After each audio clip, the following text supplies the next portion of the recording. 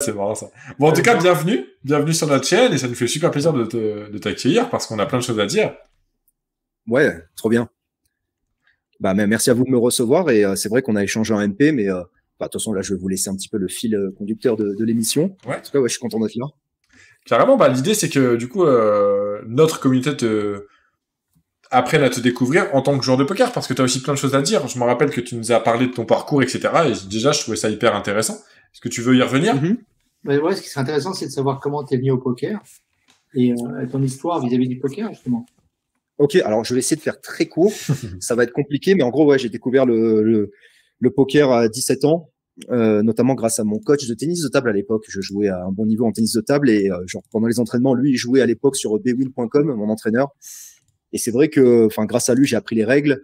Après, on a fait des parties, j'essaie de faire court, hein, on a fait des parties privées à 5 € au tournoi avec mes meilleurs amis à l'époque.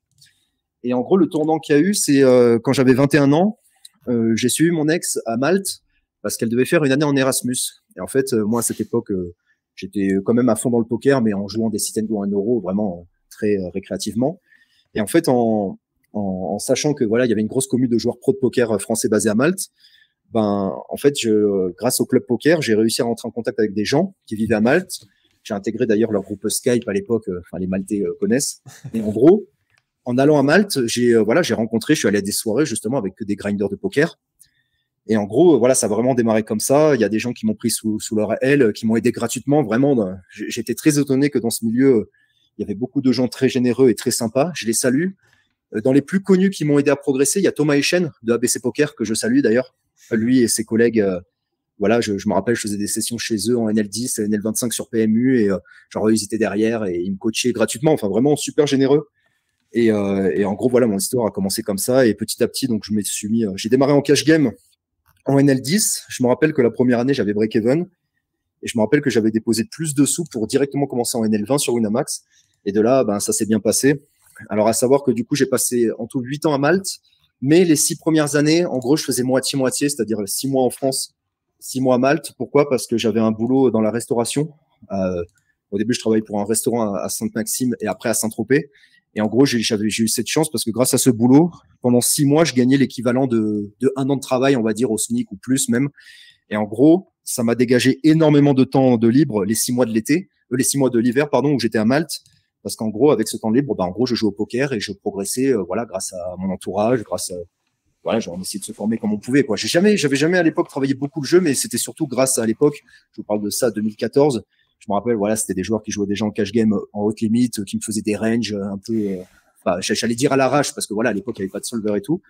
Et voilà comment j'ai commencé. Et puis voilà, j'ai gravi les échelons, jusqu'à même les hautes limites entre la 400 et la 1K sur le point FR. Seulement, vers la fin, donc je vous ai dit 8 ans à Malte, mais pendant 6 ans, je faisais moitié-moitié. Et en gros, pendant 2 ans, j'étais à plein temps à Malte vers la fin. Donc peut-être que c'était 2019, ça. Et en gros, ce qui s'est passé, ouais, je me suis clairement mangé les dents en haute limite. Clairement, faut dire la vérité sur le point FR.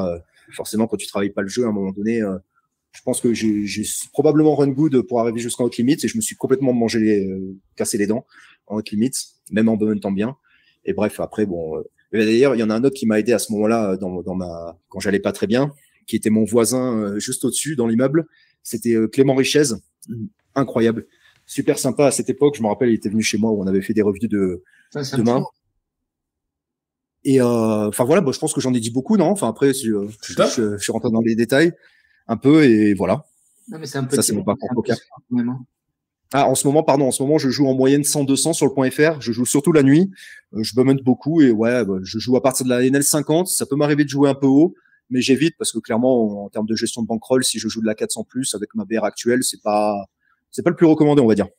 Et voilà, c'est vrai pour mon parcours poker dans les grandes lignes. Ah, c'est cool. En tout cas, on parle de la bienveillance des joueurs de poker et j'ai l'impression, mais je sais pas si je me trompe, que en fait, dans l'univers des mid stakes, small stakes, il n'y a pas vraiment de bienveillance parce que c'est de la compétition, on est nombreux, on veut tous y arriver. Mais quand on dépasse un certain stade, les gens deviennent bienveillants, empathiques, à l'écoute, prêts à progresser. Ouh, Benoît fait la tête. Non, c'est mais c'est une sorte de personnalité, pas de niveau. D'accord. C'est mon avis personnel, mais vas-y, Franck. Toi, je sais pas ce que t'en penses, mais c'est une sorte de personnalité, un mec qui partage et qui est prêt à partager quel que soit le stake, sera toujours là pour donner un coup de main. des enfoirés, t'en as à tous les niveaux. Ouais, c'est vrai. Après, si je peux me permettre, enfin, si je me fais l'avocat du diable, ceux qui jouent en haute limite sur le .fr, je peux les comprendre dans le sens où un reg qui arrive en plus, qui arrive à un très bon niveau, peut quand même faire changer le V, car forcément, les regs en haute limite en cash game NL, il y en a peu sur le .fr quand tu vas sur PMU ou autre. Bon, à Wina, il y en a plus quand même, il y a les étrangers et tout, mais sinon, c'est vrai que franchement, le trafic la nuit, il suffit que tu mettes 2 ou 3 regs en plus, sachant qu'il y a peu de volume. C'est vrai que ça peut niquer ton EV, mais bon, après, comme tu disais, clairement, le EV se fait sur les joueurs récréatifs, quoi, clairement. Moi, je pense que mon approche, c'est par rapport aux règles.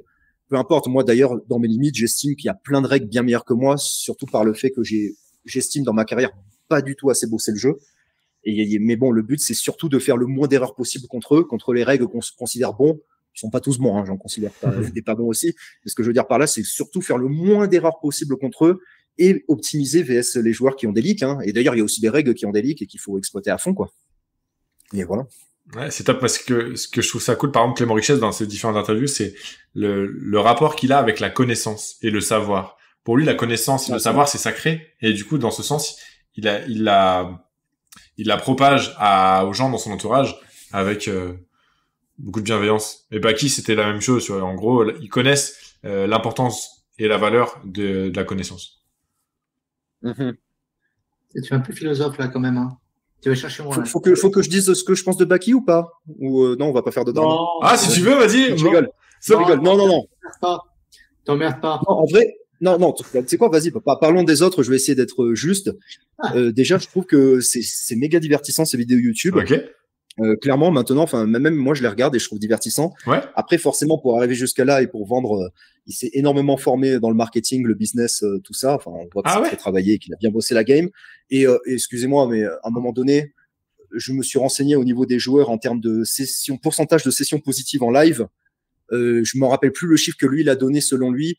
Excusez-moi, non. Là, à un moment donné, si on veut un peu de justice, il y a des chiffres qui ont été gonflés pour vendre. Après, voilà, on va dire que c'est de bonne guerre, mais à un moment donné, je sais plus le chiffre qu'il a sorti en termes de pourcentage de sessions positives. 80, je crois. C'était un truc ahurissant, sachant que moi-même, je connais des pros de live, enfin, qui vivent du poker live. Ouais. On est loin de ces chiffres-là. Après, je pense qu'il est bon. Et d'ailleurs, Baki, pour le coup, il était très reconnu avant parce qu'il était coach Poker Academy, je crois, non? Ouais, c'est ça. Plus. Pour la petite histoire, Benoît avait fait appel à lui. Voilà, non, mais il était bon. Après, moi, je pense que quand je vois Baki, par exemple, et d'ailleurs, je le clash même pas. Hein, ouais, non, bien sûr. Mais faut le voir plutôt d'un côté divertissant. Et en vrai, la vérité, ça m'est arrivé à quelques reprises de voir leurs vidéos et je me dis, franchement, c'est divertissant. Il faut le voir de cet œil-là. Faut pas se dire non plus, voilà. Mais après, voilà, dès qu'il y a le business qui rentre en jeu, c'est voilà. Je suis tout à fait d'accord avec toi. C'est un peu le même problème qu'il y a avec Yoviral, c'est qu'il y en a beaucoup qui les critiquent par rapport au fait qu'ils maîtrisent énormément leur business. Je parle même pas de poker, mais en termes de business, ils maîtrisent à fond. Et pour ça, grand respect. Après, par rapport au niveau des joueurs de poker, quels qu'ils soient, personne ne saura vraiment les niveaux de chacun. Donc, faut arrêter d'essayer de penser qu'on peut connaître le niveau réellement de Baki, de Yoviral ou autre. Ce qui compte, voilà, c'est le contenu qu'ils proposent, la manière de faire leur business. Après, chacun gère son business comme il veut. Moi, je dis chapeau au gars. Rien que, par exemple, Yoviral, il est beaucoup critiqué, mais chapeau pour ce qu'il a créé, parce qu'il faut avoir les couilles quand même. Et pour Baki, pareil. Aujourd'hui, c'est un des gros streamers francophones. Ben, chapeau. Après, voilà, ce qu'il propose, tout ça, je connais pas plus. Mais ouais, que c'est un scam, il faut parler du POC à un nouveau public. Permet de trafic, c'est bien le principe. Du coup, Franck, par rapport à ça, donc moi, Baki, ça a été mon coach. Et en plus, c'était une période de ma vie qui était intéressante parce qu'on a fait une formation sur 3 mois en mode bootcamp et ma femme était enceinte et je suis devenu papa pendant cette période-là. Donc, tu sais, j'étais hyper sensible et peut-être que je suis pas très objectif. Moi, je le trouve très bon et je trouve que en live, quand on y met des pieds, j'en parle un peu en ce moment sur les différents Twitch, mais je pense qu'on peut vraiment lisser la variance par rapport au fait que les joueurs sont très mauvais. Mais j'ai pas assez de samples pour en parler. Mais en tout cas, je trouve ça cool la manière dont il divise un peu les foules et la manière dont les gens l'adorent ou le détestent et c'est le reflet de la société dans laquelle on vit, tu vois. Mais au final, c'est cool. Mais bon, si vous voulez, on va enchaîner sur un autre sujet, à moins que le chat soit intéressé par... Je peux vous parler de l'histoire de Yoviral aussi, enfin, selon mon point de vue. Avec plaisir. Bien depuis longtemps d'ailleurs. Allez, vas-y, balance. Non, mais c'est important parce qu'il y a eu beaucoup de retournements sur les pensées que j'ai eues envers lui, mais pas que moi, même mes amis reg. Parce qu'en plus, en 2014, je sais plus en quelle année il a sorti. En fait, lui aussi, c'était mon voisin. Lui, pour le coup, il habitait au dernier étage. Il était au 7e. Clément Richesse au 4e, moi au 3e. On était dans le même immeuble tous.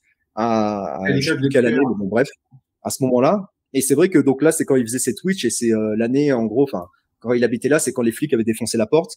Et moi, par moment, ce qui était rigolo, c'est que moi, on avait souvent la fenêtre ouverte, il fait chaud à Malte, et en gros, moi, des fois, quand il twitchait et qu'il gueulait, en fait, je l'entendais, en fait. Parce que moi, je streamais un peu près de la fenêtre, et c'était pas mal. Mais par rapport à l'histoire du viral, il y a eu plusieurs moments, je dirais. Le premier, c'est que à l'époque, donc 2013, 2014, 2015, c'était très très mal vu de coacher des gens. C'était pas en cash game, je parle là vraiment pur cash game, hein. Parce que clairement, vu que c'était un marché très réduit, c'est-à-dire que clairement, dès que tu faisais arriver un nouveau reg dans les hautes limites sur le point .fr, bah, clairement, ça niquait un peu de levée à tous les autres regs, clairement, même si le niveau était faible. Et c'est vrai que c'était méga mal vu pour cette raison. Donc, YoViral, quand il a commencé à sortir sa plateforme de coaching, c'est vrai qu'on était tous énervés, même moi, tu vois, alors que je jouais même pas les hautes limites à ce moment-là, c'est vrai qu'on était tous énervés en se disant, putain, merde, quoi. J'arrive à commencer à faire progresser le niveau moyen. En soi, je pense qu'on avait une approche logique, intuitive et normale, je dirais presque. Et en fait, ce qu'on s'est rendu compte par la suite, enfin, en tout cas, moi personnellement, mais j'en ai un peu parlé à d'autres et c'est le cas, c'est qu'en fait, YoViral, c'est ça qui est impressionnant, c'est que grâce à sa notoriété qu'il a gagnée au fil du temps, on se rend pas compte à quel point le mec, il a ramené bien plus de joueurs récréatifs, enfin, du moins, il a fait connaître bien plus le poker à des gens que au final former des top regs, tu vois. Enfin, et au final, en fait, YoViral, je pense qu'on peut que le remercier même, limite, parce qu'au final, il a contribué à l'industrie du poker, à le faire connaître, à ramener du monde, vraiment, quoi. Voilà. Enfin, je pense que et chapeau, quoi. Il a évolué énormément dans différents secteurs du poker, dans l'entrepreneuriat, et franchement, bravo par rapport à ça. Moi, je le connais pas, le gars, je l'ai jamais rencontré, donc j'ai aucun. Ouais, pour clore le débat, autant je suis d'accord que YoViral est très bon en marketing dans tout ce qu'il entreprend, autant Baki, je le trouve justement pas bon du tout en marketing, ou en tout cas il a fait des progrès, mais au début, quand il a lancé sa Poker Army, j'ai trouvé que on sentait qu'il n'avait pas bossé beaucoup de marketing, mais tu vois, c'est marrant parce qu'on n'a pas le même regard là-dessus. Et ça, c'est cool, tu vois. D'accord, mais ouais. Ouais, carrément, c'est cool ça. Et s'il n'avait pas bossé un minimum, s'il n'était pas intéressé à ça, il n'aurait pas autant de followers, parce que c'est comme un boulot. Ouais. C'est pas, on ne devient pas comme ça. Ouais. Benoît est vraiment pas fort, je parle du volume, pas de son niveau de cash game. Ah putain, Ghost. Déjà, Ghost, faut que je lui pète sa gueule parce qu'il met des commentaires sur YouTube. Faut que je m'occupe de lui. Tito, on n'a pas tous la même histoire. Ah bah d'ailleurs un salut à Dalink qui vient de chez moi, de Sainte-Maxime également. On est du même endroit. Ok, bah c'est lui qui a le coaching de mémoire mentale d'ailleurs. Ouais, c'est ça. Il faudrait qu'il nous fasse un retour et il est assez actif sur le Discord et tout, donc c'est cool ça. Ouais, c'est top. Ouais, j'ai échangé avec lui en MP aussi. Ouais, non, c'est cool. C'est quoi ton regard sur le milieu du poker? Ça, c'est une question que j'ai assez souvent, gars. Je suis toujours intéressé par la vision qu'ils ont du monde du poker, des interactions qu'il y a avec les joueurs et tout ça. Alors, comme je fais lors de mes streams, quelqu'un qui écrit mal mon prénom, je lui ai réécrit bien. Hop là. Voilà. Petit plus. Pardon, je t'ai coupé, non? Non, je disais justement, par rapport au milieu du poker, quelle vision tu as justement sur ce monde-là par rapport aux gens, par rapport aux joueurs, les interactions qu'il y a entre les joueurs, cette mentalité qu'il y a dans le milieu du poker? Toi, tu le vois comment? Je pense qu'on est tous différents. Je pense qu'il y a plusieurs catégories de personnes par rapport au poker. Je pense malgré tout que la majeure partie des gens sont quand même hyper égoïstes. Et j'ai l'impression que ça reflète un peu par rapport à votre travail. J'ai l'impression, après, c'est un ressenti personnel. Peut-être que je me trompe complètement, mais c'est que vous faites un contenu gratuit de très très haute qualité. Et j'ai l'impression qu'il y en a bien plus qui viennent pour, j'allais dire gratter, enfin voilà, pour progresser. Mais derrière, il y a même pas un minimum de retour. C'est-à-dire qu'à un moment donné, par rapport à votre travail fourni, vous méritez bien plus de likes, de visibilité et tout ça. Et ouais, mais après, je pense que si on devait faire, enfin, j'aime pas faire des généralités après, mais dans ce monde, je pense que ça reste quand même un monde assez égoïste overall. Hein. Bah, d'ailleurs, en preuve un peu les réactions qu'on a eues par rapport à YoViral, par rapport à tous les règles que je connais à Malte, on était nombreux et on était tous unanimes pour avoir du coup ce ressenti très égoïste de se dire putain, le con, il va faire progresser des joueurs, il va nous ramener des règles en haute limite et ça va nous niquer le lever, tu vois. Ouais. Donc si je devais dire un truc, même si j'aime pas faire de généralité, c'est plutôt égoïste. Mais je pense pas que ça soit le pire milieu non plus. Après, ça reste un milieu d'argent. À un moment donné. Tous les milieux, t'as tout, ça, je suis d'accord avec toi. Mais justement, comment t'as rencontré notre chaîne? Comment tu l'as trouvé? Et ouais, c'est passé comment? Twitch, je crois, ouais. Twitch. C'est vrai qu'à un moment donné, avant de reprendre les streams, non, c'est pas Twitch. Je me rappelle plus. Bonne question. C'est pas vieux, hein. Si t'oublies déjà, t'es mal. Hein. Non, parce que Twitch, quand j'étais là, vous y étiez pas. Enfin, vous êtes récent sur Twitch. Comment j'ai découvert votre chaîne? On a une YouTube. Oui, oui, j'ai vu Benoît ton interview sur la chaîne de Solbet. T'étais passé, je crois, au tout début sur une vidéo de Solbet. Ah, c'était le. C'est comme ça. La première fois, c'est ça. Ah ouais, donc tu nous suis depuis le tout début, c'est super ça. Okay. Je vous suis. Du moins, j'ai vu la première fois Benoît, en tout cas, dans cette interview. Et après, oui, vous avez développé cette chaîne YouTube avec les vidéos. Et en gros, dès les premières vidéos, quasiment, surtout à partir de vos premières vidéos par rapport aux analyses du field, les leaks du field, des règles, voilà, par position, selon les spots. Et c'est là que j'ai commencé à regarder et que je me suis dit, ah ouais, quand même. Il y en a plein qui comprennent pas l'intérêt. Il y a un commentaire ce matin là qui m'avait surpris justement sur YouTube. Il y a des gars qui pensent que c'est des bullshit, ils voient pas l'intérêt. Il y a des gars comme dans les CFP, par exemple de Detox ou autres, qui font 15 millions de bénéfices de chiffre d'affaires plutôt sur leur CFP grâce aux data. Et il y en a toujours qui vont t'expliquer, non, mais les data, c'est du bullshit. T'es là. Enfin, ça me surprend toujours, quoi. Ouais, mais tant mieux, parce que ça veut dire qu'ils sont pas capables d'intégrer ce genre de concept, et c'est qu'ils ont encore du chemin à faire pour progresser, parce que si on était tous très aware sur toutes les nouvelles technologies, les nouvelles stratégies, on serait tous très bons, et du coup, le niveau général serait bien plus fort. C'est bien qu'il y ait des gens qui soient un peu bornés, etc., qui croient que ce qu'ils voient, etc. Donc au final, il faudrait s'en féliciter, tu vois. Et par rapport à la chaîne, c'est vrai que on a eu un retour de Ghost, qui est bien connu dans le milieu parce qu'il est très sympa. Et il disait qu'au début, il savait pas comment réagir parce qu'il a compris rapidement le lever des vidéos. Et il était tiraillé entre nous remercier, participer, ou garder ça pour lui, parce qu'il trouvait ça tellement génial qu'il fallait pas que ça se sache trop, tu vois. Donc au final, c'est très cool qu'il pense ça. Et au final, il est venu nous féliciter. Donc vas-y, défonce Ghost. Moi Non. Pardon, excusez-moi, j'avais un peu la tête ailleurs. Non, mais en fait, tout lancement sur les réseaux sociaux, YouTube ou autre, forcément, vu que 99% le font avec un intérêt derrière, les gens n'arrivent pas à comprendre overall que, en fait, c'est juste aussi un plaisir. Par exemple, moi, je stream, je kiffe, c'est un kiff, genre, parmi mon activité, entre guillemets, de streamer, après, activité qui me rapporte pas grand chose, mais en soi, je prends énormément de plaisir et ça serait un kiff de me dire, si j'ai beaucoup d'audience et tout, de me dire, je peux, entre guillemets, vivre du streaming. Bon, peut-être que l'ambition est un peu haut. Pour l'instant, en nombre de viewers moyen, on n'est pas très haut, mais en tout cas, ce qui est sûr, c'est que je prends énormément de plaisir par rapport à ce que je peux faire durant mes journées, voilà, entre jouer au poker la nuit, entre rechercher des values dans les paris sportifs et streamer. Si je devais choisir un truc, ça serait streamer, quoi. Vraiment, je prends énormément de plaisir. Et tout ça pour dire quoi, voilà, et que les gens se rendent pas compte que oui, il y a des gens, ils peuvent faire ça aussi uniquement par plaisir. Après, évidemment, si vous voyez que ça monte très fort au niveau en termes de communauté et tout, après, évidemment, vous êtes libre de penser, de vous dire, voilà, comment je pourrais rémunérer ça par de la pub, partenariat, affiliation, vente. Bon, vous, j'ai compris pour l'instant après que vous voulez pas faire de vente, mais après, enfin, vous pouvez changer dans l'avenir. Mais c'est vrai que vous pourriez, comme je vous ai dit en MP, exploiter ça pour que les gens puissent vous soutenir grâce à l'affiliation. L'affiliation, je trouve ça merveilleux en fait overall dans tous les domaines. C'est-à-dire qu'à un moment donné, c'est win-win quoi. C'est-à-dire que les mecs ils payent pas dans tous les cas.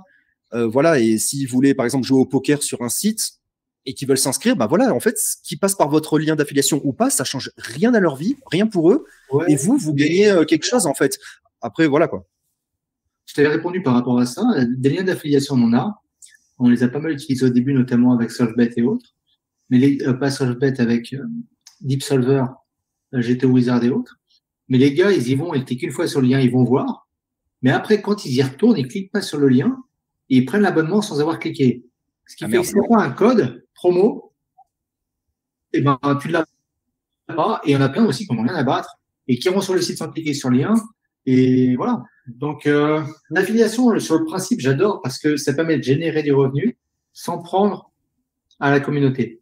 Mais c'est compliqué d'avoir vraiment une routine derrière propre. Après, ce qui est bien aussi, Franck, tu nous disais que toi, par exemple, quand tu nous as expliqué un peu les différentes affiliations possibles, et moi, je pensais que, par exemple, admettons, un joueur, il rack 100, le site lui rémunère 50. Et en gros, je pensais que si nous, on prenait un pourcentage de son rackback, au lieu qu'ils prennent 50, ils prennent 40 et nous 10. Alors qu'en fait, de ce que tu m'expliquais, si le mec rack 100 et récupère 50, le site encaisse 50 et c'est sur ce que le site encaisse que nous, on toucherait une commission du fait qu'on l'ait affilié. Et donc, le joueur, il aurait autant de rackback. C'est ça, bah, le jeu, oui, c'est le site qui vous paye en quelque sorte. Alors après, Peut-être que après, je suis pas vraiment, pour le coup, je suis pas un spécialiste de l'affiliation, hein, mais oui, il existe plusieurs formes de deals et oui, clairement, moi, j'ai des deals par exemple sur unibet.fr. Voilà, enfin j'ai un deal, je le mets jamais en avant d'ailleurs. D'ailleurs, personne ne doit savoir que j'ai un deal unibet.fr, mais bref. Et pareil, voilà, c'est le site qui va me rémunérer en fait. Et le mec, voilà, il touche la même chose et voilà. Après, je crois que sur les applications chinoises, genre PP et tout, je crois que c'est différent. Mais bon, bref, hein, voilà, ça c'est des sujets que je maîtrise pas à fond, donc je vais pas trop me. Voilà. Mais disons, tes objectifs au niveau du poker, est-ce que tu aimerais crush un peu plus, monter de limite, ou au final, ton activité betting que tu as l'air de maîtriser beaucoup te prend tout ton temps? Ah ben l'activité betting me prend beaucoup plus de temps, mais clairement c'est pas ça qui me fait bouffer, hein. C'est jouer au poker, donc clairement moi dans les objectifs, on va dire que j'ai plusieurs petites activités, mais clairement ouais c'est progresser au poker. J'ai pas un objectif de jouer des high stakes ou autre, clairement, mais ouais c'est-à-dire crocher beaucoup plus mes parties, que ce soit en NL50, 100, 200, voire plus haut quand je trouve des très belles tables en plus haute limite. Voilà, c'est vrai que moi personnellement sur mes sessions je joue 6, 7 tables max, et des fois ça peut même m'arriver de jouer que sur 3 tables, surtout quand je joue des tables un peu chères, genre je sais pas une 400, une 200 et une 100 quoi. En général je focus beaucoup plus, on va dire que je joue moins de tables quand je joue une 400 forcément, et voilà, ouais, ça serait de progresser. Et franchement, c'est vrai que votre travail aide énormément. Et après, peut-être que vous pouvez parler de voir ce que je pourrais faire sur votre chaîne pour aider votre communauté ou autre. Enfin, je vous avais soumis, je me rappelle, 2 idées. Ouais. Et enfin après, c'est vous qui choisissez. Enfin, un petit peu. Enfin, on en discute d'ailleurs en live avec tout le monde. Une idée qui était géniale. Ce qu'on t'avait dit quand tu nous as parlé. Le pole dance. De danser nu en jouant au poker. Et on s'est dit ça va buzzer ça. C'est vrai que ça peut buzzer, c'est sûr que j'ai un corps assez atypique et de ce fait, je pense qu'à un moment donné, on va avoir un pic, on va se faire raid dans tous les sens et voilà. Ouais. Non, c'était le concept justement de faire une revue des vidéos parce que je vois par exemple, là j'en ai partagé une suite à notre discussion. Je suis tombé sur une vidéo que j'avais faite et pourtant c'est pas quand même hyper vieux au début de la chaîne et je me rends compte qu'il y en a plein qui me posaient des questions dessus. Parce que tous ceux qui arrivent aujourd'hui, ils vont pas voir. Putain, tu vas faire fais gaffe. T'as une grosse demande, là, ça y est, pour faire des striptease. Mais il y en a plein qui n'avaient pas vu les premières vidéos et qui vont pas voir les premières vidéos.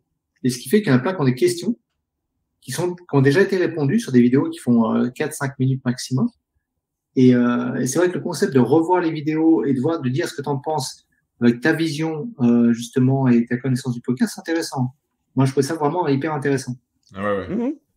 Ah mais je suis chaud et je suis chaud. Oh. Alors après on peut le faire en striptease en même temps. Ouais, on va éviter. Hein. Je sais pas faire 2 choses à la fois, donc on va faire.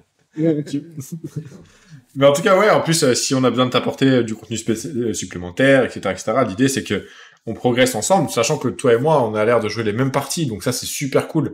Moi, j'adore échanger avec des gens que j'affronte ou avec des gens qui jouent le même field que moi, parce qu'on a beaucoup à apprendre des seeking process des uns et des autres, et ça, c'est chouette.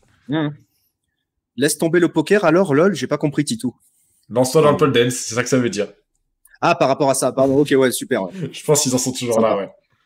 Mais non, mais c'est vrai que par rapport à ce concept, donc, de review, de react un peu vos vidéos YouTube, c'est-à-dire que moi, j'aurais juste une vision, j'ai envie de dire, d'un random, d'un reg moyen, on va dire, que je me considère, et voilà, apporter soit des fois des choses en plus, c'est-à-dire sur mes pensées, que ça soit bon ou pas, hein, d'ailleurs. Ouais. Hein, c'est pas forcément, je vais pas arriver et vous dire ouais les gars, je vais vous apprendre un truc en plus sur la vidéo. Non, c'est juste de react ensemble, partager avec le chat, revoir une vidéo donc ensemble. Voilà, on react, prendre des notes aussi, du coup, parce qu'il y a certaines vidéos où il faut vraiment prendre des notes et voilà et dire ce que les gens en pensent et voilà, je pense qu'il y a toujours plein de choses à dire. C'est-à-dire qu'à un moment donné, c'est comme par rapport à vos concepts, la vidéo de quand le mec il 3-bet hors de position. S'il check et s'il ne c-bet pas, il va énormément fold vs stab. C'est bien ça, non? À peu près. Attends, excuse-moi, parce que je répondais en même temps. Attends, je vais te répondre. En fait, quoi qu'il arrive, déjà, il va jamais check raise assez, donc on réalisera bien, et en gros, on a beaucoup de V à aller chercher à faire ça, parce qu'effectivement, il va se défendre. À bet 100% du temps. Ouais, parce que dans tous les cas, il raisera pas assez, il sera très honnête. Alors, au flop, la stab de check fold est pas incroyable, mais dans tous les cas, on aura des opportunités, parce que tu vois, il peut check call. Si check la turn et la river, là on a une FE de malade. Donc en fait il y a plein de lignes dans lesquelles on génère une FE incroyable et donc tous nos bluffs ont intérêt à prendre ce genre de line. Et ça, c'est ce qu'on décortique. Benoît a pris le parti de ne pas donner dans les vidéos les statistiques et les fréquences pour que justement les gens qui les regardent prennent des notes et comprennent par eux-mêmes les concepts. Parce que si tu donnes, en gros, si tu mâches le travail, les gens oublient très vite ce genre de concept. Donc, d'où l'idée de travailler à fond. Mais du coup, j'ai une petite question. J'essaie d'aller un peu plus loin. Si, quand tu 3-bet hors de position et que tu colles par le bouton et que tu check et que tu sais que le mec en checkant va c-bet 100% du temps car il a vu vos vidéos et que du coup, c'est un élève à vous. Est-ce que du coup, il n'y a pas une V immense à lui check raise all-in directement la gueule parce qu'on sait qu'il va avoir tellement trop de bluff parce qu'il sait qu'il a beaucoup de FE que limite, du coup, il va check back quand il a des mains très strong que du coup, enfin, genre, je suis loin évidemment. Mais, tu sais, mais c'est assez dingue, mais je jouais à un moment donné et les gens, à ce moment-là, je twitchais sur Solved, donc les gens connaissaient mes pseudos, certains, et on avait lancé la vidéo sur le fait que, notamment, les 3-bet po, quand on défend IP, il faut énormément raise les c-bet, surtout les c-bet 1/3, et selon les textures, là où Vina n'a pas grand-chose à se défendre. Sur un triple Broadway board, c'est assez facile de se défendre, mais par contre, sur 10 brick, etc., etc. Donc, on commençait à raise, l'idée c'était de raise 20-25% de c-bet small, et au table, je me suis aperçu que ça commençait à raiser dans tous les sens. Donc, je me mettais à 3-bet push des merguez complets. Donc, en fait, il faut s'imprégner de la dynamique et c'est à nous aussi, en tant que joueur de poker, d'être clairvoyant sur ce qui se passe. Je me rappelle sur des rois XX, je 3-bet push 19 off ou 19 shoot, parce que je 3-bet pas 19 off, mais sur roi XX, le mec me raise. Et du coup, j'avais compris enfin, j'espérais en tout cas, et du coup, je me suis mis à 3-bet push des merguez totales. Donc, c'est assez rigolo de voir les tendances du pool. Tu l'as fait avec Dame Valet. D'ailleurs, tu as mis une HH sur votre Discord. Tu l'as fait exactement ce même move avec Dame Valet. Et j'ai bien aimé le move, d'autant plus qu'en plus, tu bloquais la top range adverse, c'est-à-dire tu bloques Roi Valet, Roi Dame en plus. Et puis en plus, le mec, il représente rien à te raise sur Roi XX quand il a défendu sur un 3-bet. Et je t'ai vu push Dame Valet off. Enfin, sur son raise, bet, raise. Push, ouais. Je pense que je parlais de ce coup-là et je devais avoir Dame Valet plutôt que 19. Bien vu. Mais en fait, c'est pour dire qu'effectivement, les gens vont regarder, les gens vont s'adapter, mais à partir du moment où les gens ne vont pas bosser en profondeur, ils vont s'adapter 3 jours et après ils oublient. Tu sais, quand on parle avec les coachs de performance de la courbe de l'apprentissage, je sais pas si tu vois ce que je veux dire. En gros, t'apprends un concept, mais tu l'oublies très vite. L'idée, c'est de l'oublier, de le réapprendre. Comme ça, tu l'oublies moins vite, de le réapprendre à nouveau, de manière à l'intégrer à peu près. Donc, la courbe de l'apprentissage, nous montre qu'effectivement, on a l'impression de comprendre un concept, mais en fait, on l'oublie très vite. Donc, c'est pour ça que les gens s'en rendent pas compte, mais on l'a fait par étapes. On a d'abord donné les strats. Donc, les strats, dedans, il y a déjà la MDA. Si les gens font les strats complètes et on les explique, etc., avec les lignes qui sont intéressantes à prendre et tout. Après ça, j'ai fait quelques cours théoriques pour mieux expliquer avec même des vidéos avancées en termes de strats. Là, on a repris la MDA pure pour vraiment avoir une connaissance complète sur les lignes. Et après, c'est de distinguer sur des zones overfold ou overbluff par texture de board.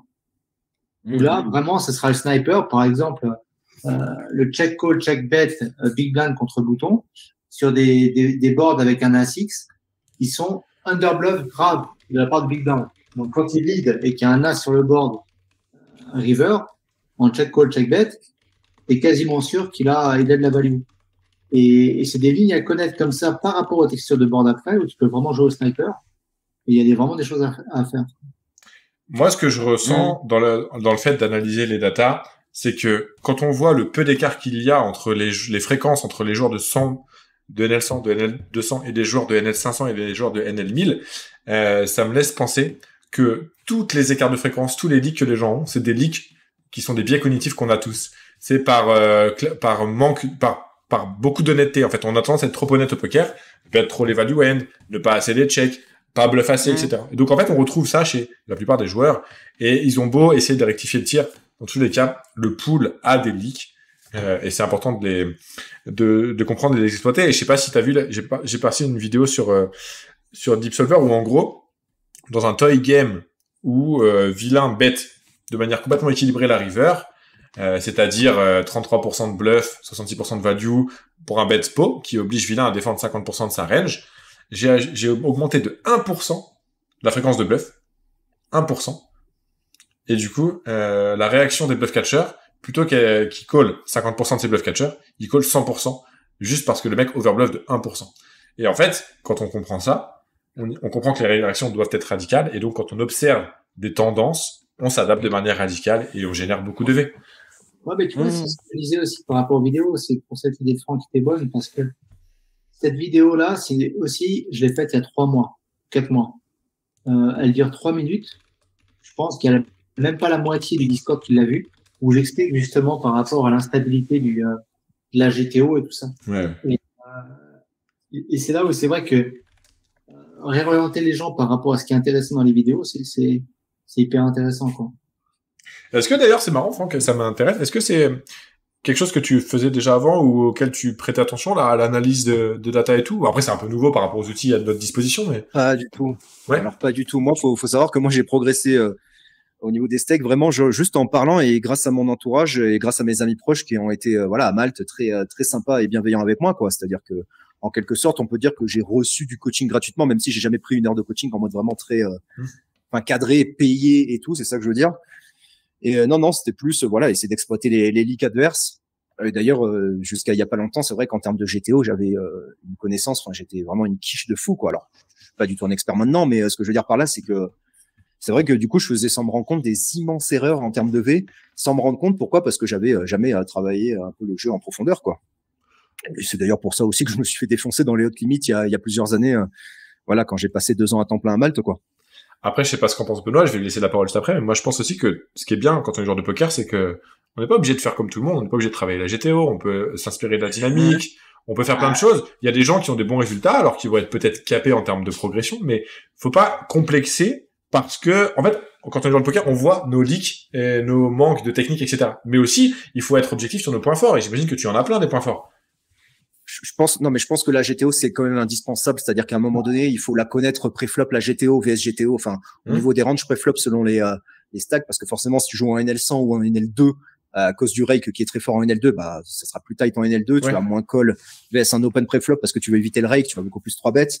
Mais non, je pense que ça reste indispensable. Enfin, en fait, surtout, ce qui va être indispensable, c'est pas forcément de connaître par cœur les ranges GTO en 6 max, par exemple, en NL100. Je donne un exemple. C'est surtout de connaître aussi VS le field, parce qu'il me semble que la GTO, quand tu open bouton, il me semble que la SB doit 3 bet quoi, entre 11 et 15%, je crois, en termes de GTO, je me rappelle plus. Mais t'en as certains qui vont que 3 bet 4%. Donc, en fait, le but, c'est de savoir VS un 3 bet de 4% quand on est IP, de combien on doit défendre. Et c'est vrai qu'on se rend compte que quand le mec il 3-bet que 4% du temps, nous, notre range de call, elle va être, bon, ça dépend du sizing aussi, mais notre range de call, elle va être beaucoup plus réduite, quoi. Par contre, notre range d'open, elle va être énorme. On va open 100% versus ces genres de profils. Ah oui, du coup, oui. Bah, en fait, c'est ça, c'est tellement dynamique. J'ai vu que Clément Richez a fait un Reels là-dessus, enfin, un contenu. C'est vrai que c'est tellement dynamique qu'il y a trop de choses à prendre en compte. Et c'est vrai que oui, si on analyse le field, quand tu open bouton, bah voilà, BB 3 bet pas assez, SB non plus, ou ils défendent pas assez aussi. Et du coup, c'est vrai que certains, tu dois open 100% tes boutons, quoi. C'est sûr, ouais.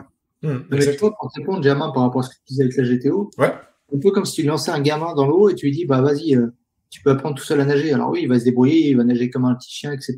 Mais il vaut mieux avoir un prof et suivre des cours ou sinon regarder la technique et nager vraiment avec les bonnes techniques plutôt qu'apprendre comme ça. Enfin, pour moi, c'est à peu près pareil, quoi. Je suis d'accord avec ça, mais je veux juste pas faire complexer les gens qui n'ont pas mis encore le nez dans les solvers. C'est pas très grave. S'ils prennent du plaisir aux tables, c'est très bien. Ah non, mais prendre du plaisir aux tables, c'est bien. Ouais. Mais apprendre comment jouer, c'est très bien. Tu peux, pour moi, le poker, c'est pas un jeu. Il y a de l'argent dedans, c'est pas un jeu. On ne joue pas au poker. Parce que tu peux jouer au poker dans ce cas si c'est gratuit, mais ça, c'est ma vision, hein. Ouais, c'est vrai. C'est sans argent, ok. Mais là, faut vraiment, si tu vas pour gagner de l'argent, bah, tu le bosses. Je suis d'accord avec cette vision et moi, ça me passionne, Ah non, mais c'est un très bon conseil parce que moi, je me considère pour le coup comme un gland un peu, c'est-à-dire que je suis assez paresseux, on va dire. Et voilà, enfin, c'est vrai que c'est con, c'est dommage parce que j'ai un peu loupé le coche, je pense. J'aurais pu très bien être installé plus haut si j'avais vraiment bossé. Et à un moment donné, on n'a rien sans rien. C'est-à-dire que le mec qui veut crush au poker, à un moment donné, il faut se donner les moyens. Il faut être certes guidé aussi par des mecs meilleurs que soi ou autre, mais il faut avoir les bases solides, qui est quand même la GTO overall. Il faut la connaître, il faut surtout connaître la GTO, voilà, VS chaque profil pré-flop. Enfin, déjà, c'est la base, le pré-flop, évidemment. Et voilà. Et c'est vrai que vous, ce que vous apportez en termes de contenu sur YouTube, sur le post-flop, le jeu au flop, les gens se rendent pas compte que limite, s'ils comprennent certains des concepts des ligues du field, limite le mec il joue avec un cerveau sans réfléchir. Ok, bah là je sais bet 100%, je sais que voilà là il va trop check fold, il overfold par rapport au field, boom quoi. Et genre tu peux même limite équilibrer ça si le mec il va trop check fold. Et bah, du coup, même quand t'as les nuts absolus que tu bloques le board, bah non, là, cette fois, on check back parce qu'il y a trop fold. En fait, tu génères des fois de levées comme ça. Non, mais c'est vrai. Bah ouais, je suis d'accord. Et pour répondre à Virtua Champ qui dit que quand tu pars de zéro, c'est pas facile. Ah non, mais le poker, c'est pas facile, hein. Qu'on soit clair. C'est mon bras droit. Hein. Ah yes, ok. Mais je dis juste que le poker, ça s'apprend. Ça veut pas dire que même en basse limite, t'as pas le droit d'avoir des erreurs. C'est pas ça. Mais je dis que si vraiment tu désires gagner de l'argent au poker, ça se bosse. Que tu partes de zéro ou même que tu sois en middle stake, t'as pas le choix. Mais après, si tu veux pas le bosser, faut juste accepter de perdre de l'argent, c'est tout. mais je pense honnêtement que si quelqu'un qui a un minimum, je dis vraiment le strict minimum de connaissances, qui suit ce qui est marqué comme stratégie sur la chaîne, il ne peut que gagner de l'argent en small et en mid. Voilà, ça c'est moi. Moi, c'est pour ça aussi que le Discord est ouvert pour poser des questions, c'est des problèmes de compréhension et tout. Faut pas hésiter.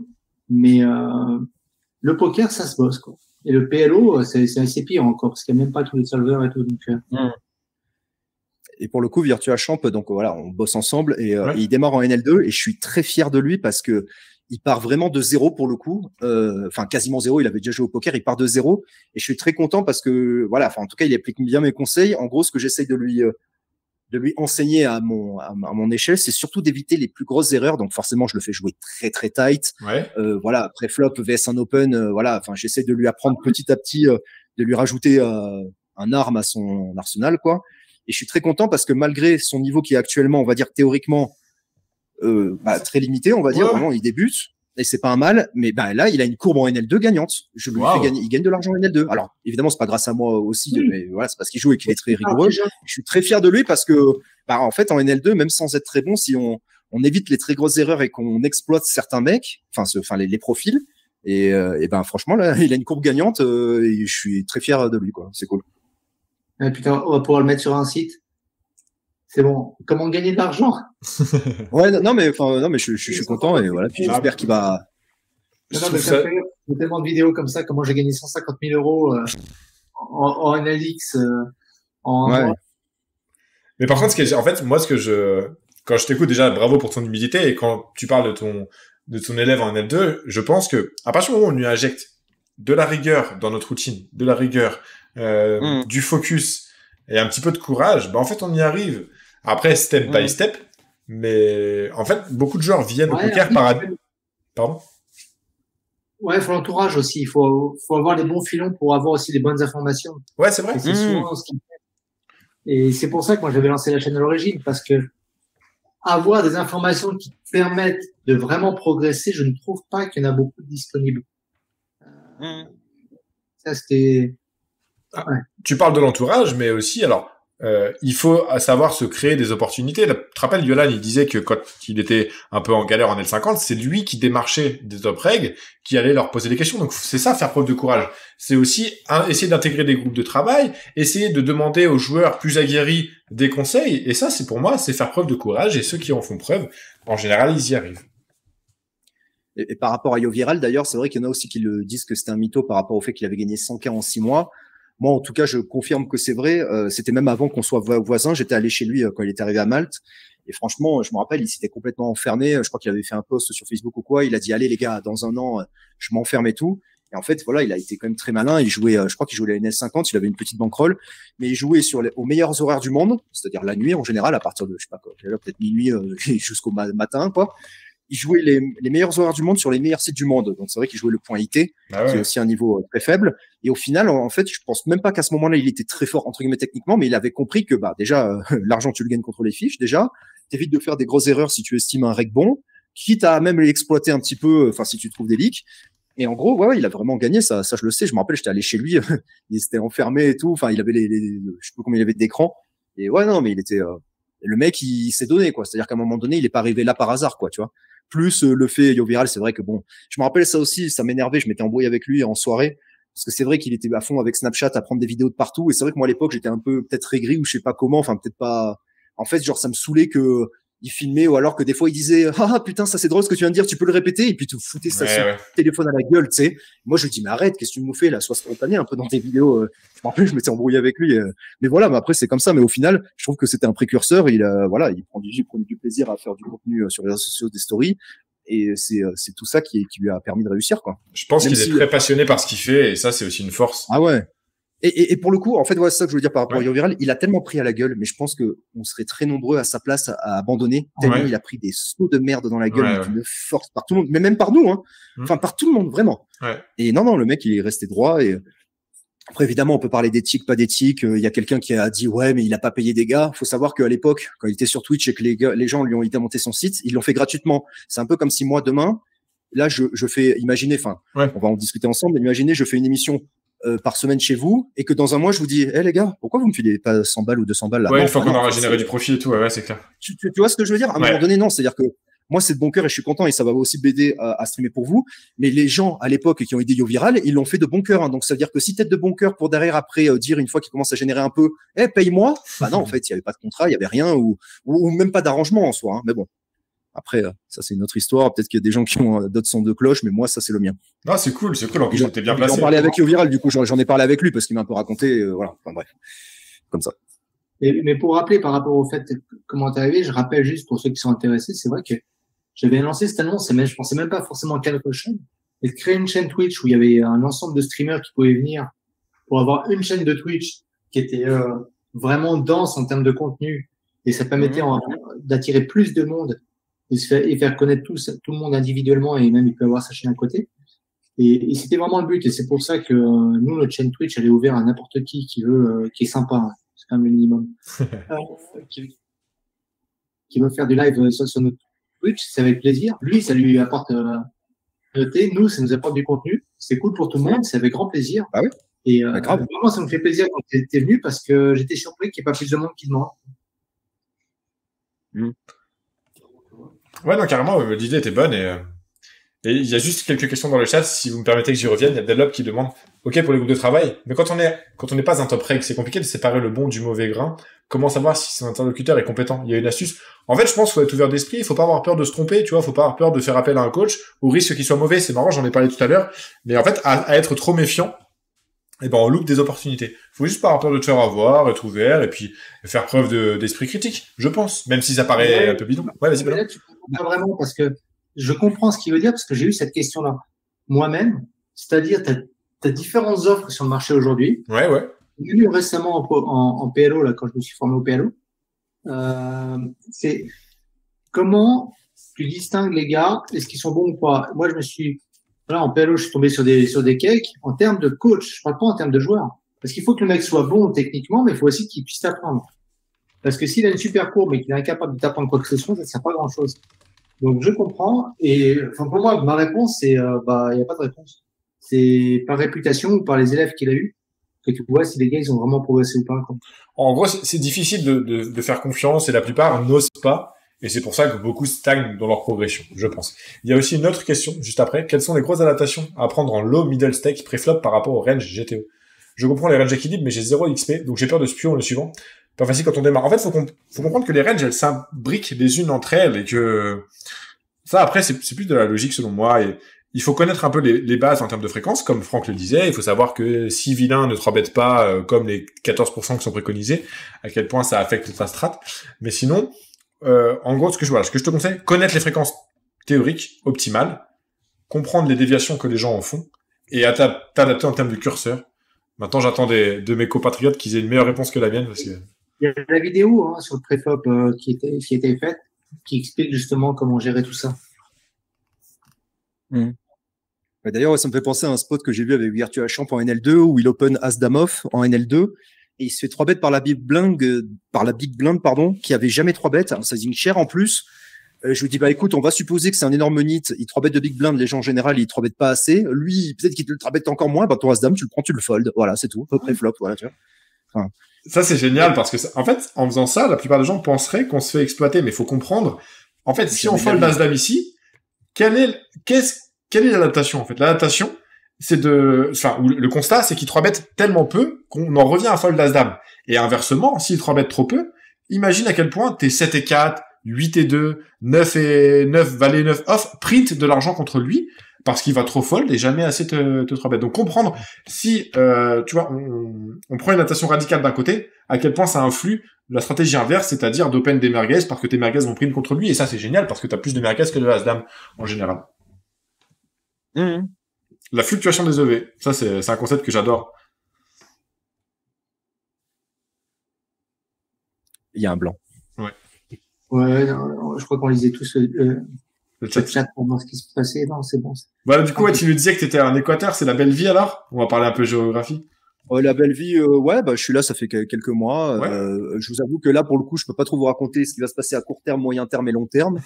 Mais bon, je reste quand même résident français, voilà, si vous voulez tout savoir. Je suis, en ce moment, je suis là. Demain, je sais pas où je serai, donc on verra, ça dépend. Là, ça, j'ai ma copine ici, ça se passe bien et il peut se passer plein de choses. Voilà. Génial, j'adore Mais l'aventure. ouais, l'Équateur, c'est cool. Bah, ce qui est sûr, c'est que forcément, hein, Amérique latine, la vie est moins chère. Ouais. Je paye pas trop cher de loyer. Forcément, bah, ça aide, forcément.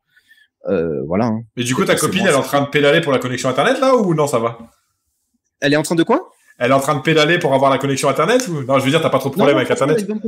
Non, franchement, on a une bonne connexion. Bon, des fois, il y a des micro-coupures. Ça arrivait lors de mes streams, quelques micro-coupures, mais overall, ça va. Ah, c'est pas la meilleure connexion du monde. Hein, ouais. Ça va. Il y a pire. Ah bah, Franck habla espagnol entonces, oui.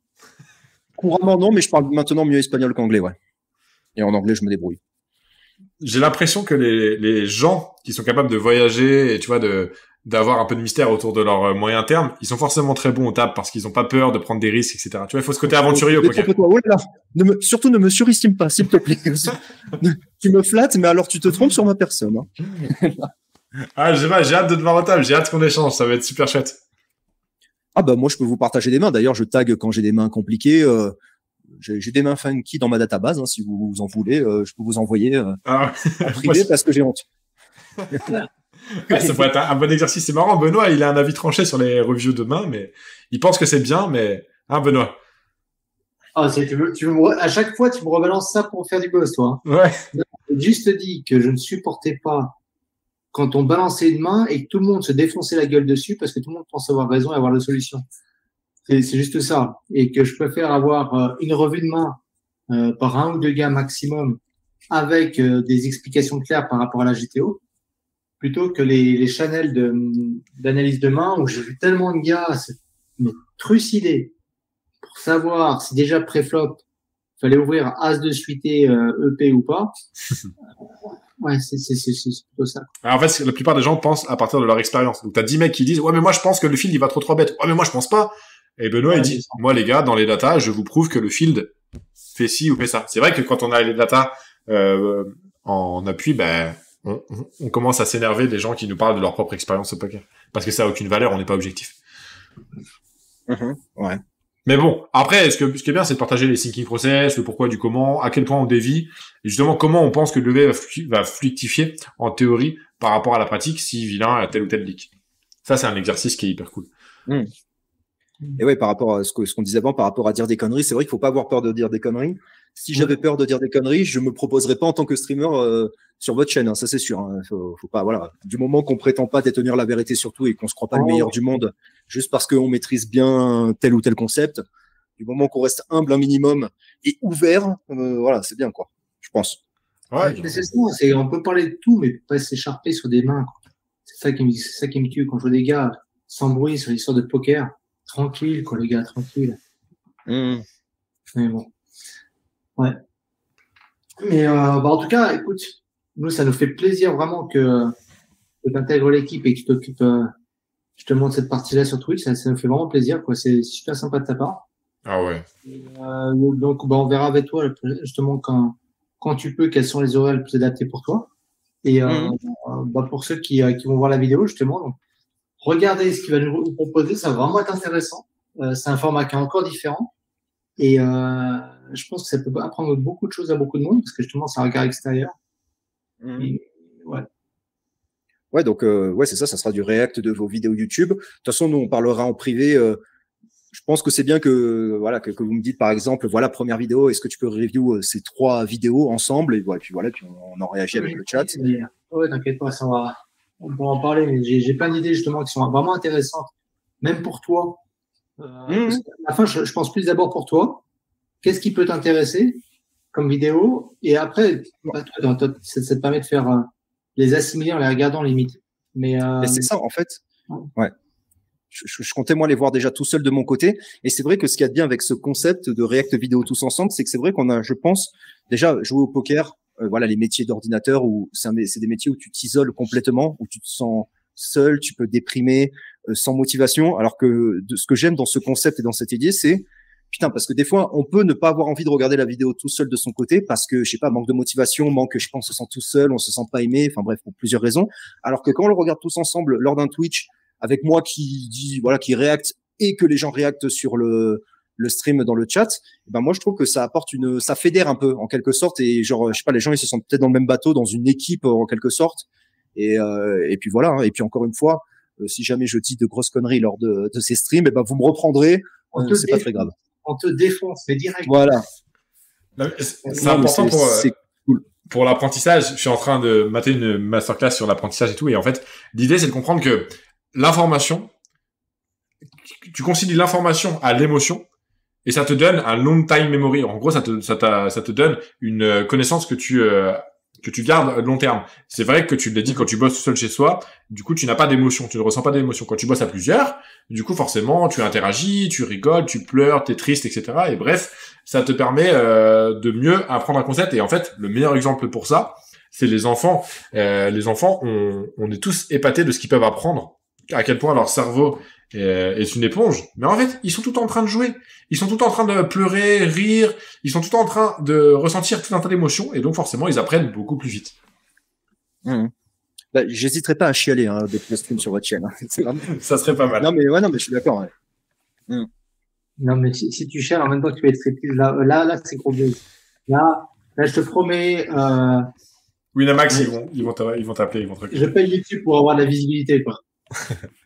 Et puis d'ailleurs, en espérant que grâce à ça, il y a, voilà, dans la catégorie poker, il y a plus de visibilité, que des gens s'abonnent plus à votre chaîne Twitch et surtout à vos vidéos YouTube, quoi, parce que, enfin voilà, en espérant que ça ramène du monde et que ça plaise et puis voilà, et en espérant d'ailleurs que le fait que je vous ai contacté pour stream, j'espère que pourquoi pas quelqu'un qui a, peut-être que ça peut donner une idée à d'autres personnes de venir, peut-être des gens qui sont voilà bien plus forts que moi au poker ou inversement et qui disent ouais non moi aussi j'ai envie de streamer parce que ça peut m'apporter un petit truc, on peut faire un test ou quoi et en espérant que voilà que vous remplissez on va dire le calendrier de stream de votre chaîne quoi, enfin de Twitch. Le stream est ouvert vraiment à tout le monde à partir du moment où les gens sont cool. Il n'y a pas une question de niveau, c'est une question voilà, on a des plages horaires de disco, même pas mal. Prenez-les, c'est avec plaisir si vraiment. Faut pas hésiter. Ouais, d'ailleurs, ça m'étonne quand je streamais en du live play à l'époque. Eh ben, je proposais souvent des reviews, que les gens m'envoient des sessions et qu'on revoit ensemble. Et en fait, les gens n'osaient pas se prêter à l'exercice. Alors, je sais pas si c'est entre guillemets la peur du ridicule ou le manque de confiance et tout, mais n'hésitez pas. N'hésitez pas, on est là pour ça. Nous, on adore partager, on adore review et partager et donner des conseils pour faire progresser les gens. C'est ce qui nous motive aussi. Et en faisant ça, ça nous permet aussi de se remémorer nos connaissances passées et donc de devenir de meilleurs joueurs. Donc n'hésitez pas à être proactif. Et d'ailleurs, vous faites ça serait bien d'en parler de votre concours là que vous avez fait sur Discord. Ah, je sais pas. Bien vu. Hein, je pense que ouais, qu'est-ce que t'es bon, Franck? Allez-y à fond les gars. Qu'est-ce que t'es bon? Ça sent professionnel là, putain. Même nous, on était à l'ouest avec Germain. C'est clair. Niveau marketing, on n'est pas comme Baki, j'allais dire, pour remettre le couteau dans la plaie. Aujourd'hui, on commence à avoir un vrai professionnel de l'analyse de data et de base de données qui est Germain. Il est en train de nous créer une compétence divine et connue que les gens s'imaginent pas. Et Germain a gentiment proposé justement que pour montrer justement tout ce qu'il a appris, il fasse la revue de base de données de quelqu'un. Alors, il faut quand même un minimum de mains pour qu'on ait quelque chose de propre. C'est pour ça qu'on dit 100 000 mains. Donc, on l'a lancé sur Discord. Donc, il faut juste liker les 5 dernières vidéos YouTube et les commenter les 5 dernières. Et s'abonner à la chaîne, parce qu'il y en a qui s'abonnent pas à la chaîne, mais qui like. Ça, c'est quand même pas mal. Et on fera un tirage au sort d'ici jeudi prochain, sachant qu'il sera bien sûr sous contrôle de 18 huissiers. La police sera présente et tout. J'ai participé aussi d'ailleurs. Hein. Ouais, je sais, mais t'as déjà perdu parce que si je te fais gagner, tu me fais gagner, on va dire qu'il y a connivence. Donc, désolé, t'as perdu. Je suis dans la merde. Putain, fais chier. Non, mais par contre, on refera l'exercice si ça te dit. Hein. Si tu veux, on mettra à notre disposition nos outils pour analyser tes fréquences, etc. Voir si tu overbluffes décemment contre un fil qui under call, etc., etc. L'exercice, moi, il me passionne. Ouais, t'as raison, pour un live, justement, on peut te faire ça nous directement, sans gagner le concours. Ah bah c'est sympa, bah pourquoi pas. Live, ouais, carrément. Même. Alors après, le risque, c'est que du coup, tes leaks apparaissent au grand jour, entre guillemets, donc faut faire attention. Mais même sinon, hors stream et après on débrief, tu vois. J'ai tellement de choses à progresser que non, ça va m'apporter et puis c'est top. Je me rappelle d'ailleurs à l'époque où Clément Richez avait fait ma review de mon PT4. Ouais. C'est vrai que j'avais la showdown, la courbe rouge qui descendait en flèche. Et en fait, il m'a dit, mais t'es tellement un paillasson, on a vu des mains. En fait, je faisais tout le temps call, fold, flop, je call, flop, turn, call, fold. Il m'a dit, mais t'es un paillasson. Et je me rappelle, j'étais pas bien, j'avais envie de pleurer tellement je voyais au grand jour à quel point j'avais des leaks énormissimes, quoi. Et il m'a dit, mais tu te rends pas compte, là, ce que tu fais et tout, ouais. Enfin, bref. Non, mais c'est rigolo. Jamais il est pire, hein. Tu verras, il va te défoncer. Non, c'est pas vrai. Pour le coup, j'en suis là aussi, je fold beaucoup trop. Mais parce que je pars du principe que le field, underbluff de l'espace, mais ça n'empêche que la courbe rouge, effectivement, c'est la courbe donc qui est censée prouver notre agressivité, mais en fait, son ascension vient du fait de la manière dont on se défend, surtout. Bah, aussi quoi. Ouais. Au niveau des bluff catch, tu vois, bah, genre je fold trop, donc j'ai beau avoir un WWSF de genre 55, bah malgré tout ma courbe rouge elle descend. Le one when so flop, c'est ça, ouais. Ouais. Enfin, en gros, le nombre de fois où je gagne le coup à partir du moment où je vois le flop. Et c'est vrai que ça, c'est ouf. Et d'ailleurs, on en reparlera en privé, mais c'est vrai que ça, par rapport à des données très précises sur le tracker, c'est vrai que, par exemple, moi, je sais pas quel est un WW, enfin, one so flop, entre guillemets, théorique, et comment on peut exploiter. Et c'est vrai que moi, je suis assez largué là-dessus. Sur l'analyse de HUD, même si je suis pas le meilleur analyste de HUD, j'ai quand même des bases que je peux filer assez facilement. Donc, j'avais prévu de faire ça. Et après, c'est une question de temps, quoi. C'est vrai que... Et tu verras justement, Franck, dans les outils qu'on a à notre disposition, en fait, ce qui est génial, c'est que tous ces chiffres qu'on aimerait connaître l'idéal, en termes de fréquence, eh ben, on les a. Et donc, du coup, il y a juste à mettre tes stats à toi, voir à quel point tu dévies de la fréquence théorique. Mais encore une fois, il y a la plupart du temps de bonnes raisons de dévier. Et donc, du coup, ça va aller très vite. Alors, on pourra aller vraiment en profondeur. Et c'est marrant, par exemple, le WWSF, quand tu as cette stat sur un joueur, hier, j'ai fold une flush versus un mec qui avait un WWSF hyper bas.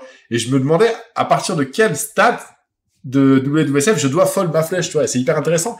Et au plus tu t'intéresses à ce genre de stats, et au plus, du coup, tu peux prendre des lines hyper exploitantes, et ça, c'est chouette. Ah non, mais ouais, c'est tellement un jeu, c'est pas solvé comme jeu, on va dire, dans le sens où, enfin, si c'est solvé, mais ce que je veux dire par là, c'est que les gens dévient tellement, voilà, il y a des gens qui bluffent 0% du temps river quand ils bettent, voilà, il y en a, ils sont super méga aggro, et c'est vrai, quoi, ça, enfin, mais en tout cas, non, mais je suis content, vous avez en plus une bibliothèque sur YouTube assez grosse en termes de vidéos. De toute façon, après, on en discutera en MP sur ce que vous voulez que je dise, ce que je dis pas, ou comment on réacte. Non, mais enfin voilà, non mais et c'est bien. Et après, vous attendez pas à ce que la première soit parfaite. Loin de là, s'il vous plaît, soyez indulgents, s'il vous plaît. Mais voilà. Ouais.